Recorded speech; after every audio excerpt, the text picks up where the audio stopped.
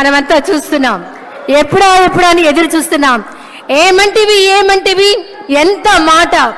ఆచార్య దేవ విశ్వవిఖ్యాత నట సార్వభౌమ ఎన్టీఆర్ గారి అమోఘమైన అద్భుతమైనటువంటి ప్రపంచమంతా పేరు ప్రఖ్యాతులు సంపాదించిన ఒక దుర్యోధనుడి పాత్రను ఇప్పుడు మనమంతా వీక్షించబోతున్నాం. వారే రెడీగా ఉన్నారు, సిద్ధంగా ఉన్నారు. శాసనసభ ఉపసభాపతి RRR గా ప్రసిద్ధి చెందిన శ్రీ కె రఘురామకృష్ణరాజు గారి దుర్యోధన ఏకపాత్రాభినయం. ఒక్కసారి మనం ముందుగానే కర్తాళ ధ్వనులు అందిద్దామా సార్, ప్లీజ్.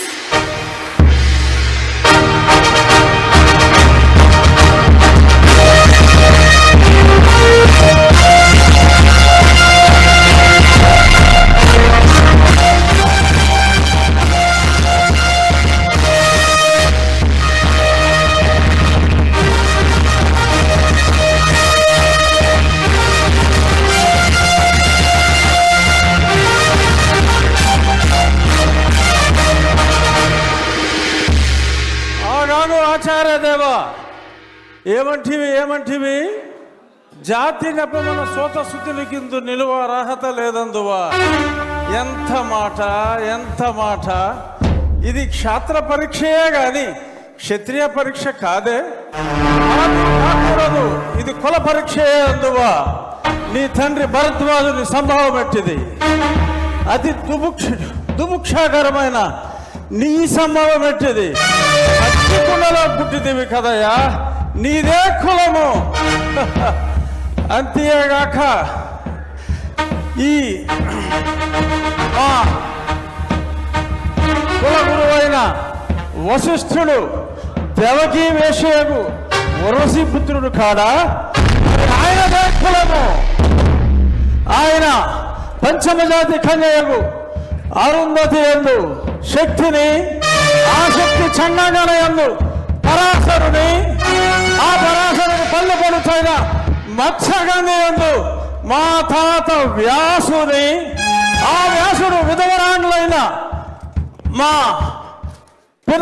పితామహి అంబికతో, నా తండ్రిని పితామహి అంబాలికతో, నా పినతండ్రి పాండురాజును, మా ఇంటి దాసితో ధర్మ నిర్మాణ సరుడని మీ అందరితో కీర్తించబడుతున్న ఈ విదురదేవుని కనలేదా?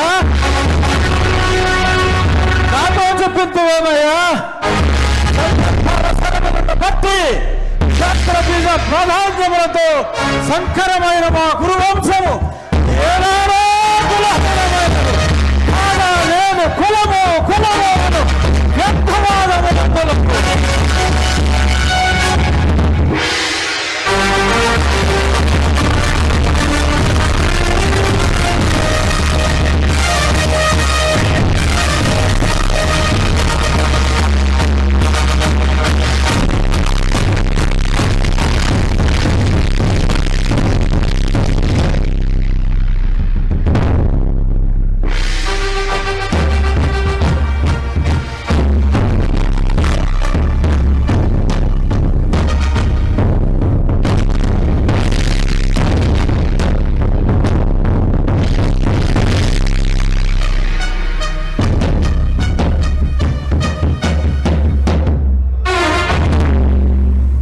తెలుగుదనాన్ని అద్భుతమైనటువంటి డైలాగుల్లో దుర్యోధనుడి పాత్రలో ఏకపాత్రాభినయం చేసినటువంటి మన శాసనసభ ఉపసభాపతి RRR శ్రీ కె రఘురామకృష్ణరాజు గారికి ఒక్కసారి గట్టిగా కర్తాళ ధ్వనులు అందిద్దాం.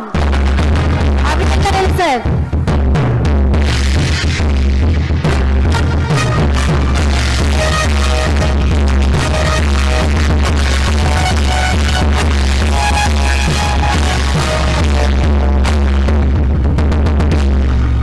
తర్వాత మరొక ఏకపాత్రాభినయం మంత్రి